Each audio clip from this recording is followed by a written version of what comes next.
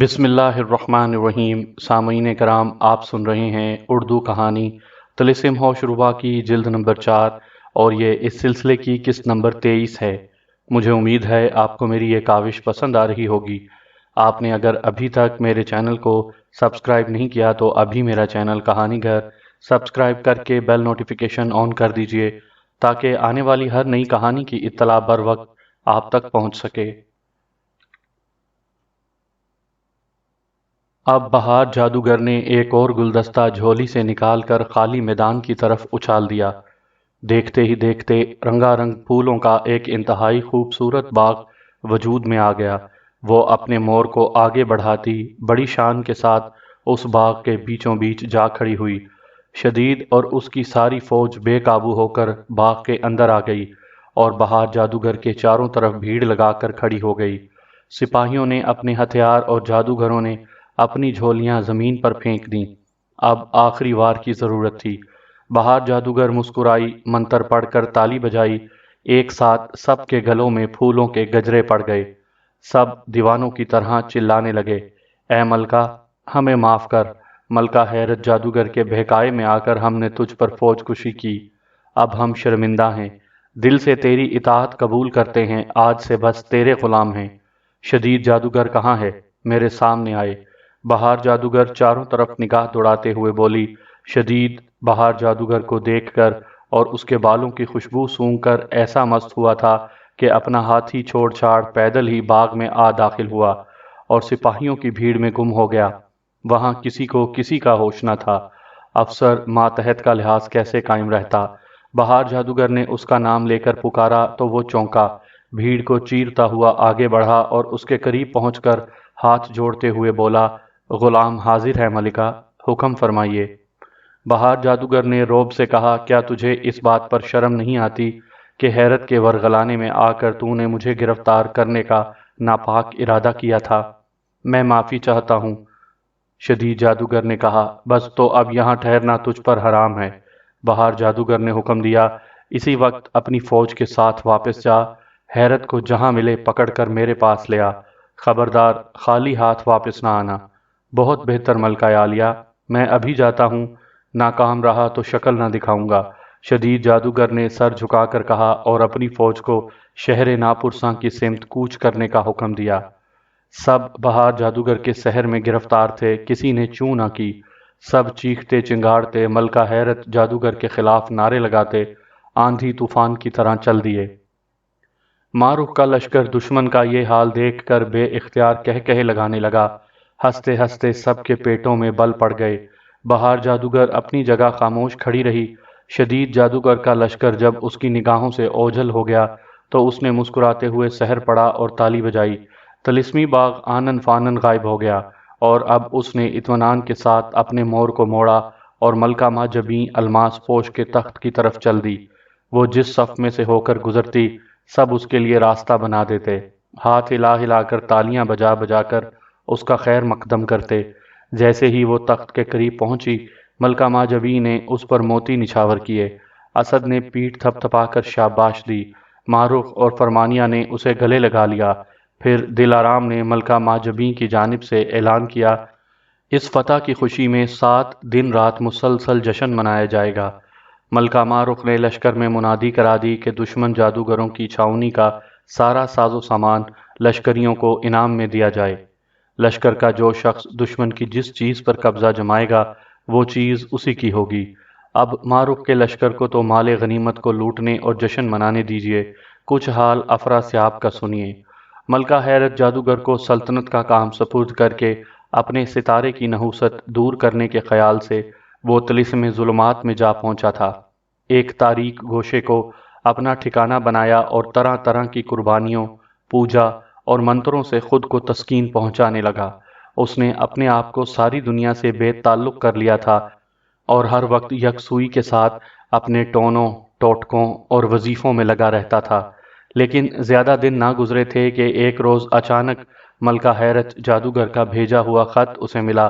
یہ وہی خط تھا جس میں بہار جادوگر کی غداری اور شدید وغیرہ کو اس کی گرفتاری کے لیے روانہ کیے جانے کی خبر تفصیل سے لکھی گئی تھی۔ یہ خط پڑھ کر افراسیاب کے ہوش اڑ گئے۔ بہار جادوگر کو چھڑانے اور باغیوں کو مٹانے کا سودا اس کے سر پر سوار ہو گیا۔ باغیوں پر حاوی ہونے کی ترکیب سوچتے سوچتے اسے ایران کے قدیم بادشاہ جمشید کی چادر کا خیال آیا اور اسے حاصل کرنا اسے ضروری نظر آیا۔ سب کچھ چھوڑ چھاڑ اس نے بیابان ہستی کی راہ لی۔ ہفتوں کا سفر دنوں میں اور دنوں کی مسافت گھنٹوں میں طے کرتا وہ بیابان کے آخری سرے پر جا پہنچا۔ یہاں ایک زبردست آگ کا دریا اس کے سامنے موجیں مار رہا تھا۔ جمشید کا مقبرہ اسی دریا کے پار تھا۔ ہوا میں اڑتے ہوئے اس نے یہ دریا بھی پار کر لیا۔ دوسرے کنارے پر اسے ایک بہت بڑا میدان نظر آیا جس کے درمیان میں ایک محل جیسی خوبصورت اور شاندار عمارت ہوا میں معلق تھی۔ یہی جمشید کا مقبرہ تھا۔ ارد گرد ڈراؤنی شکلوں والے سدہا جادوگر آسن جمائے منتر پڑھ رہے تھے۔ سب اپنی دھن میں مست تھے۔ کسی نے افراسیاب کو آنکھ اٹھا کر بھی نہ دیکھا، نہ افراسیاب ہی نے کسی سے کوئی بات کی۔ افراسیاب ان کے درمیان سے گزرتا ہوا سیدھا مقبرے کے قریب جا پہنچا۔ اس نے اڑ کر مقبرے کے اندر جانا چاہا لیکن زور لگانے پر بھی دروازے کی چوکھٹ سے اوپر نہ جا سکا۔ وہ سمجھ گیا کہ چڑھاوا پیش کیے بغیر وہ اندر نہ جا سکے گا۔ ایک ٹانگ پر کھڑے ہو کر جمشید کی قبر کو ڈنڈوت کی، ایڑی کی بوٹی کاٹ کر چڑھاوا چڑھایا اور زور زور سے جمشید کی حمد گانے لگا۔ مقبرے کے اندر جمشید کی 7 پجارنیں جھولا جھول رہی تھیں۔ سینکڑوں زبردست جادوگر صحن میں بیٹھے جمشید کی عبادت کر رہے تھے۔ افراسیاب کے چڑھاوے کی خوشبو اور حمد گانے کی آواز سن کر جادوگروں نے دروازہ کھول دیا۔ پجارنوں نے آگے بڑھ کر اس کا استقبال کیا، آنے کا سبب پوچھا۔ افراسیاب نے اپنی پریشانی اور چادر کی خواہش ظاہر کی۔ چونکہ وہ شہنشاہ طلسم اور جمشید کا عقیدت مند تھا، کنیزوں نے اسے تسلی دی اور ساتھ لے جا کر ایک تابوت کے کنارے کھڑا کر دیا۔ افراسیاب نے سوالیہ نگاہوں سے کنیزوں کی طرف دیکھا تو ان میں سے ایک نے ادب سے کہا، اے شہنشاہ، یہی جمشید کی قبر ہے۔ تابوت کا ڈھکنا اٹھائیے اور چادر نکال لیجئے۔ آپ کے علاوہ دوسرا کوئی اسے ہاتھ نہیں لگا سکتا۔ افراسیاب نے ایک ٹانگ پر کھڑے ہو کر تابوت کو ڈنڈوت کی اور آگے بڑھ کر اس کا ڈھکن اٹھانے لگا۔ جیسے ہی اس کا ہاتھ تابوت پر لگا، مقبرے میں ٹنگے ہوئے سینکڑوں گھنٹے خود بخود بجنے لگے۔ مقبرے کے اندر اور باہر موجود سارے جادوگر ایک ٹانگ پر کھڑے ہو کر جمشید کی حمد گانے لگے۔ افراسیاب کا دل کانپ اٹھا۔ اس نے ڈھکن کو ذرا سا اوپر کر کے ایک ہاتھ تابوت کے اندر ڈال دیا۔ چادر میت کے کفن کے اوپر پھیلی ہوئی تھی۔ افراسیاب کی انگلیاں اس سے ٹکرائیں تو اس پر کپ کپی طاری ہو گئی۔ بڑی مشکل سے اس نے جی کڑا کیا، چادر کو آہستہ سے اٹھا کر مٹھی میں پکڑا اور احتیاط کے ساتھ باہر نکال لیا۔ مقبرے کے گھنٹے بجنے بند ہو گئے۔ جادوگروں نے بھجن گانا ختم کیا اور شہنشاہ افراسیاب زندہ باد کے نعرے لگانے لگے۔ افراسیاب کا سینہ فخر سے پھول گیا۔ اس نے چادر کو ایک بڑے ریشمی رومال میں رکھنے کے بعد اسے اپنی جھولی میں ڈال لیا اور پھر وہاں سے روانہ ہو گیا۔ یہ پہلے بیان کیا جا چکا ہے کہ طلسم ظلمات کو جاتے ہوئے افراسیاب نے ملکہ حیرت جادوگر سے کہا تھا کہ جب تک باغیوں کا خطرہ ٹل نہیں جاتا میں طلسم ظلمات میں رہوں گا، البتہ کبھی کبھی اپنی پرچھائی بھیجتا رہوں گا یا خود آ جایا کروں گا۔ ملکہ حیرت جادوگر شدید وغیرہ کو باغیوں کی سرکوبی کے لیے روانہ کرنے کے بعد باغ سیب سے شہر ناپرسا میں اپنے محل گنبد نور چلی گئی تھی۔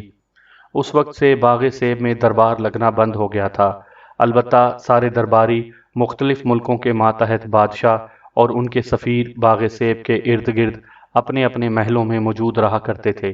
ایک دن وہ سب اپنی رہائش گاہوں میں عیش کر رہے تھے کہ اچانک شاہی نکاروں کی گونج سن کر چوکنا ہو گئے۔ نکاروں کی آواز دم بدم قریب آتی جا رہی تھی اور یہ اس بات کا اعلان تھا کہ شہنشاہ افراسیاب عنقریب باغ سیب میں پہنچنا چاہتا ہے۔ انہوں نے جلدی جلدی درباری لباس پہنا اور ایک ایک دو دو کر کے دربار میں پہنچنے لگے۔ تھوڑی ہی دیر میں باغ سیب کھچا کھچ بھر گیا۔ سب لوگ اپنے اپنے مرتبے کے مطابق کرسیاں سنبھال کر شہنشاہ کا انتظار کرنے لگے۔ چند لمحوں بعد تخت شاہی ہوا میں اڑتا ہوا ظاہر ہوا۔ درباری تعظیم کے لیے اپنی اپنی نشستوں سے اٹھ کھڑے ہوئے۔ افراسیاب بڑے جلال کے ساتھ تخت پر بیٹھا ہوا تھا۔ تخت آہستہ آہستہ نیچے اترتا ہوا اپنی جگہ پر آ کر جم گیا۔ دربار میں مرحبا اور خوش آمدید کی صدائیں گونجنے لگیں۔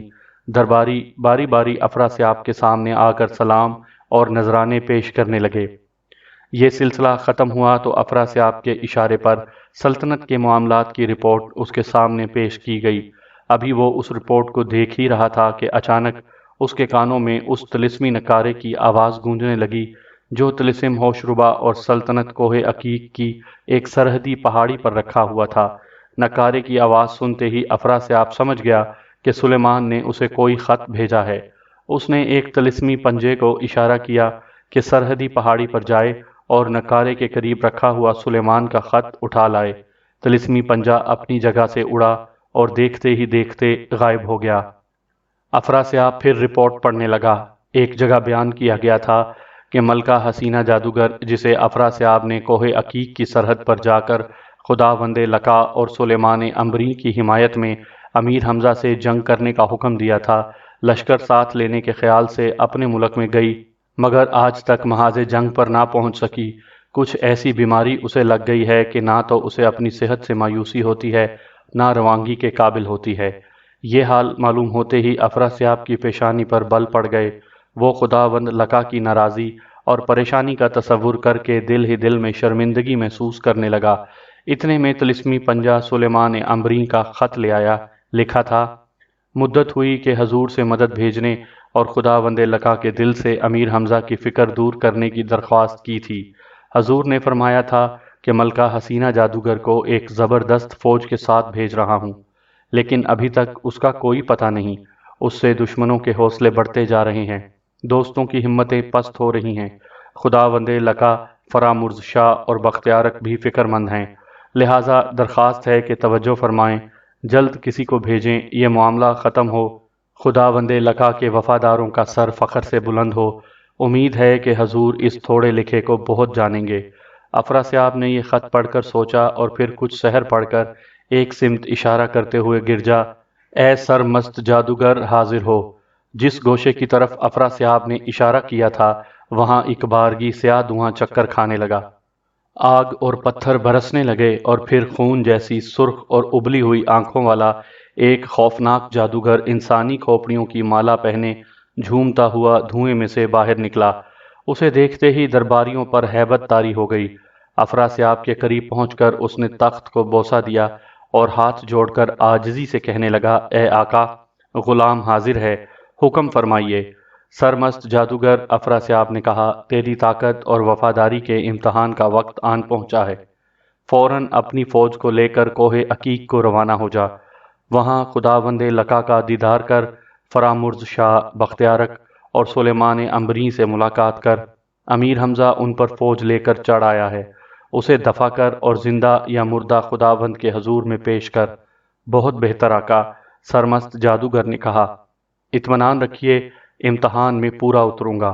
اگر حمزہ کوئی دیو ہے تو مچھر کی طرح مسل ڈالوں گا، پہلوان ہے تو کچا چبا جاؤں گا، چٹان ہوا تو سرما بنا دوں گا، فولاد ہوا تو پانی کر دوں گا، آسمان ہوا تو قدموں پر جھکا دوں گا، اور اگر سمندر ہوا تو بھاپ بنا کر اڑا دوں گا۔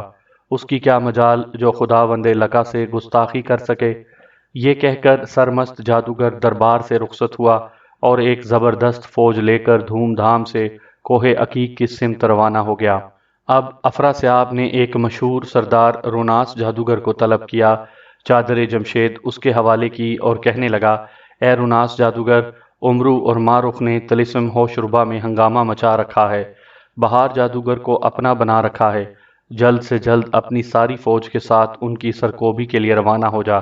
بہار جادوگر کو جس طرح بن پڑے واپس لا، یہ چادر حفاظت سے رکھنا اور مصیبت کے وقت استعمال کرنا۔ اس کے ہوتے ہوئے بہادروں کا کوئی ہتھیار، جادوگروں کا کوئی وار تجھ پر اثر نہ کرے گا۔ جس کو چاہے گا اس چادر کی ہوا سے بے ہوش کر دے گا، جسے چاہے گا وہ ہوش میں آ جائے گا۔ جب تک یہ چادر تیرے پاس رہے گی تجھ پر کوئی حاوی نہ ہو سکے گا، تو سب پر بھاری رہے گا۔ چادر جمشید پا کر روناس جادوگر خوشی سے پھولا نہ سمایا۔ یہ ایک بہت بڑا اعزاز تھا۔ سارے درباری رشک کی نگاہوں سے اسے دیکھنے لگے۔ ہر ایک کا دل گواہی دے رہا تھا کہ اب روناس یقیناً باغیوں پر فتح پائے گا۔ بہار جادوگر، مارخ، فرمانیہ، ماجبی، اسد اور عمرو وغیرہ سب کو گرفتار کر کے لے آئے گا۔ روناس رخصت ہونے لگا تو افراسیاب نے کہا، میں یہاں سے ملکہ حیرت جادوگر کے پاس شہر ناپرساں جا رہا ہوں، باغیوں کو گرفتار کر کے وہیں لانا۔ روناس نے سر جھکا کر اور سینے پر ہاتھ رکھ کر افراسیاب کو سلام کیا اور اپنے ٹھکانے پر جا کر روانگی کی تیاری کرنے لگا۔ پھر جب سرمست جادوگر امیر حمزہ کے مقابلے کے لیے اور روناس جادوگر ماہ رخ کے مقابلے کے لیے اپنی اپنی فوجیں لے کر طلسم باطن سے روانہ ہو گئے تو افراسیاب نے بھی شہر ناپرساں کی راہ لی۔ افراسیاب اس بات سے بالکل بے خبر تھا کہ بہار جادوگر کے سحر میں مبتلا ہو کر شدید جادوگر ماں اپنی فوج کے شہر ناپرساں پہنچ چکا تھا اور اہل شہر پر قیامت ڈھا رہا تھا۔ افراسیاب جب وہاں پہنچا تو شہر میں کوہرام مچا ہوا تھا۔ شدید جادوگر کی فوج ہر طرف لوٹ مار کر رہی تھی۔ خود شدید جادوگر شاہی محافظوں کو مارتا کاٹتا ملکہ حیرت جادوگر کے محل گنبد نور کے احاطے میں داخل ہو چکا تھا اور ملکہ کو اپنے مقابلے پر آنے کے لیے للکار رہا تھا۔ ملکہ کے خط سے افراسیاب کو پہلے ہی معلوم ہو چکا تھا کہ قہر جادوگر اور عذاب جادوگر کے ساتھ شدید جادوگر بھی ماہ رخ اور بہار جادو وغیرہ کو گرفتار کرنے کے لیے بھیجا گیا تھا۔ اب جو اس نے شدید جادوگر اور اس کے ساتھیوں کو یہ ہنگامہ کرتا دیکھا تو فوراً سمجھ گیا کہ وہ بہار جادوگر کے سحر کے اثر میں ہیں۔ اس کا توڑ سوائے اس کے اور کچھ نہ تھا کہ انہیں ہلاک کر دیا جائے۔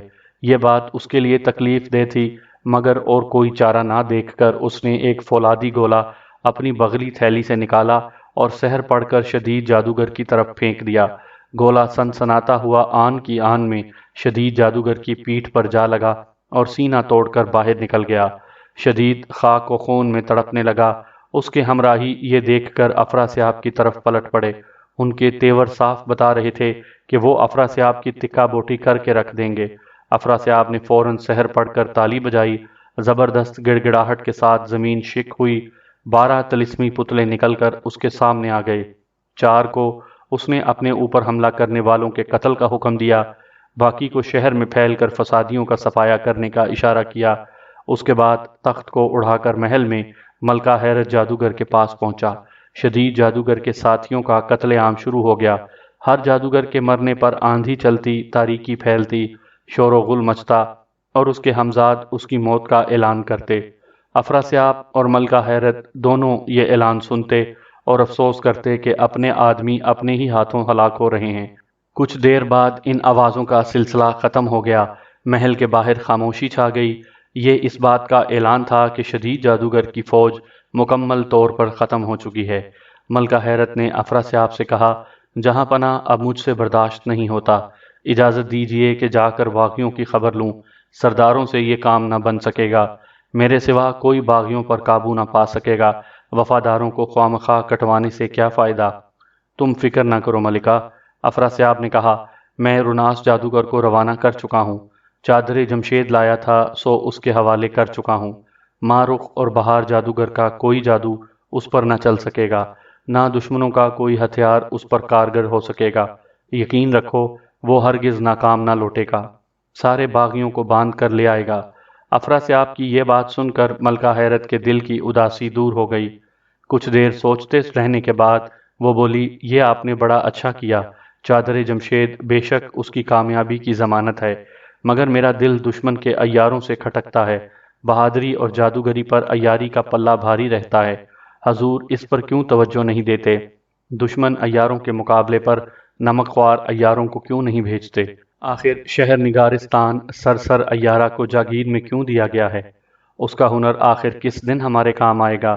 افراسیاب ملکہ حیرت کی اس بات پر اس طرح چونک اٹھا جیسے اسے اپنی کسی غلطی کا اچانک احساس ہو گیا ہو۔ تمہارا یہ مشورہ بڑا قیمتی ہے ملکہ، میں اس پر ضرور عمل کروں گا۔ افراسیاب نے ملکہ حیرت سے کہا اور ایک جادوگر کو بلا کر حکم دیا، اسی وقت اڑتے ہوئے شہر نگارستان جاؤ اور سرسر عیارہ کو ماہ ٹولی حاضر ہونے کی تاکید کرو۔ شہر ناپرساں سے شہر نگارستان کا فاصلہ کچھ زیادہ نہ تھا۔ جادوگر جلد ہی وہاں جا پہنچا۔ شہنشاہ کا پیغام ملتے ہی سرسر نے اپنی نائب صبا رفتار اور سہیلیوں شمیمہ، صنوبر اور تیز نگاہ کو طلب کر کے تیار ہو جانے کا حکم دیا۔ سرسر کی طرح وہ چاروں بھی غضب کی عیارہ تھیں، عیاری کے فن میں کسی غیر کو اپنا ہم پلہ نہ سمجھتی تھیں۔ पांचों ने जल्दी जल्दी अय्यारनों का खास लिबास ज़ेब तन किया, कमंद सर पर बांधी, अय्यारी के सामान की झोली कंधे पर लटकाई, गोफन हाथ में ली, खंजर कमरबंद से अटकाया, ढाल पीठ पर बांधी और फिर हिरनों की तरह छलांगे लगाती गुंबदे नूर की सिमत रवाना हो गईं। सारा रास्ता उन्होंने एक जैसी रफ्तार से दौड़ते हुए तय किया और गुंबदे नूर पहुंच ही कर दम लिया। शहनशाह अफरास्याब और मलका हैरत जादूगर को सलाम व नजराना पेश किया। अफरास्याब ने सरसर से कहा, तुम जानती हो कि तुम्हें यहाँ क्यों तलब किया गया है? जी नहीं बंदा परवर, सरसर ने जवाब दिया, और हमें ये पूछने की ज़रूरत भी नहीं। गुलामों का काम आका के हुक्म की तामील करना होता है, इसका सबब जानना नहीं। मलका हैरत को सरसर का ये जवाब बहुत पसंद आया। अफरास्याब के दिल में भी उसकी कदर पैदा हो गई। उसने कहा, मैं तुम पर पूरा पूरा भरोसा करता हूँ। अब सुनो, मैंने तुम्हें एक अहम काम के लिए बुलाया है। तुमने सुना होगा कि मारुख और बहार जादूगर वगैरह ने माँ बदौलत से बगावत की है। मुझे उनकी मुतल्लिक परवाह नहीं, अलबत्ता उनके साथ अमीर हमजा के 5 अय्यार हैं, बला के फितना और मकार हैं, बागियों के लिए हिफाजत की दीवार हैं, नित नए हथकंडों से मेरे जादूगरों को हलाक कर देते हैं। मेरा कोई सरदार बागियों को गिरफ्तार करने में कामयाब हो जाता है तो वो उन्हें छुड़ा लेते हैं। मैं चाहता हूँ कि किसी तरह उन अय्यारों का किस्सा पाक किया जाए, उन्हें कत्ल या गिरफ्तार किया जाए। बताओ, क्या तुम ये काम कर सकती हो? उमरू और उसके शागिर्दों से बखैर खूबी निपट सकती हो?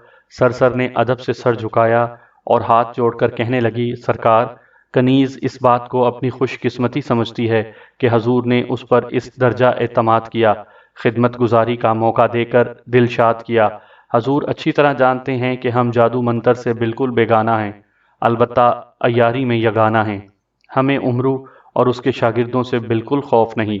हजूर देखेंगे कि कनीज़ और उसकी ये सहेलियां इम्तहान में पूरी उतरेंगी, जल्द से जल्द उन अय्यारों को गिरफ्तार करके खिदमत आली में पेश करेंगी। सिर्फ इजाज़त दरकार है। मेरी टोली इसी वक्त मुहिम पर जाने के लिए तैयार है।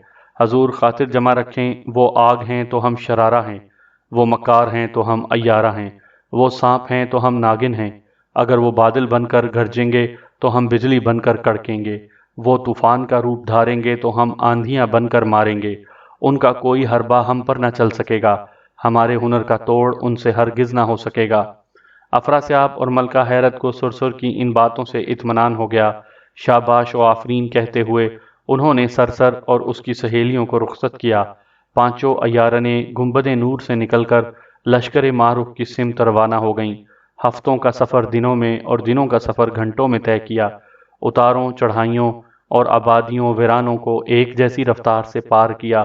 आखिर वो तिलिस्म ज़ाहिर के पहाड़ों के करीब जा पहुंची और एक पहाड़ी के ऊंचे दरख्त पर चढ़कर इर्द गिर्द का जायजा लेने लगीं। पहली ही नज़र में उन्हें 2 जबरदस्त लश्कर एक दूसरे के सामने डेरे डाले दिखाई दिए। दूरबीनें निकालकर वो इन लश्करों के निशानात और झंडों को गौर से देखने लगीं। उन्हें पता चल गया कि एक लश्कर रुनास जादूगर का है, जिसे अफरास्याब ने चादर जमशेद देकर रवाना किया था, और दूसरा लश्कर मलका मारुख का है। रुनास जादूगर के लश्कर में अब भी जगह जगह खैमे और शामियाने लगाए जा रहे थे।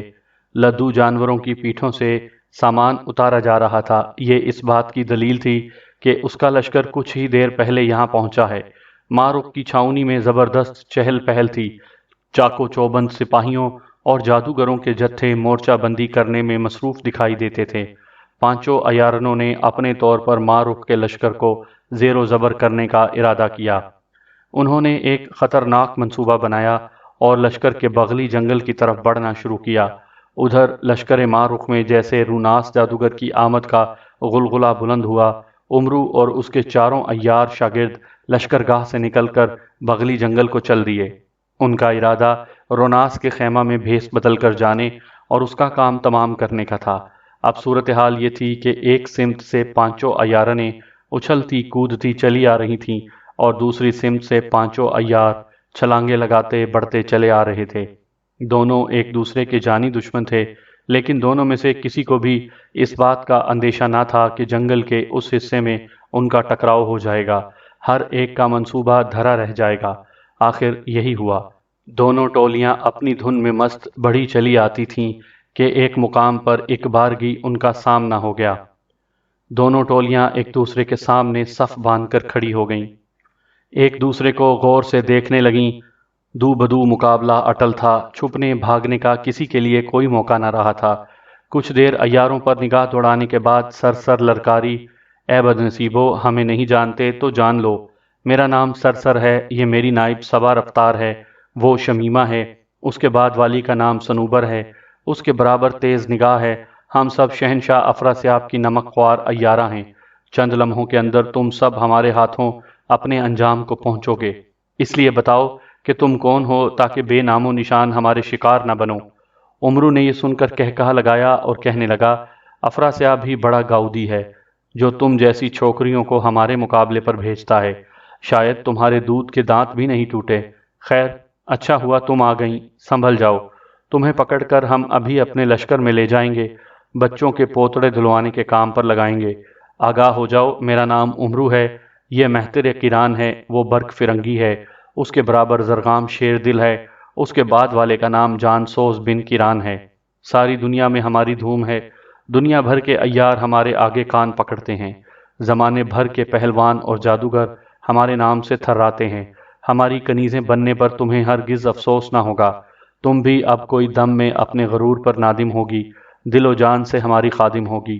ہاں، اب جس ہنر پر ناز ہو کام میں لاؤ، اپنا کمال دکھاؤ، بعد میں نہ کہنا کہ مقابلے کی حسرت نہ نکل سکی۔ یہ کہہ کر عمرو نے اپنے ساتھیوں کو آگے بڑھنے کے لیے للکارا، سب نے کمندیں ہاتھ میں سنبھال لیں۔ عمرو نے سر کی طرف قدم اٹھایا، کران صبا رفتار کی طرف چلا، برق شمیمہ کی طرف لپکا، جان سوز نے صنوبر کو تاڑا، زرغام تیز نگاہ کی سمت بڑھا۔ پانچوں عیارنیں اطمینان سے اپنی جگہ پر جمی کھڑی رہیں۔ قریب پہنچ کر عیاروں نے جوں ہی ان پر کمندیں پھینکیں، پھندوں کے بیچ سے سمٹ کر سب نے ہوا میں جست لگائی اور اس طرح صاف بچ کر نکل گئیں جیسے صابن سے تار۔ ساتھ ہی نیچے آتے آتے پانچوں نے خنجر کھینچ کر اس طرح عیاروں کے سر پر وار کیے کہ کمندیں چھوڑ کر سب گزوں پیچھے اچھل کر جا گرے۔ بس اس کے بعد ان کے درمیان خوفناک مقابلہ شروع ہو گیا۔ عمرو اور اس کے شاگردوں کو جلد ہی اندازہ ہو گیا کہ عیارنوں کو انہوں نے کمزور سمجھ کر بڑی غلطی کی ہے، ہر لحاظ سے وہ ان کی ٹکر کی ثابت ہو رہی تھیں۔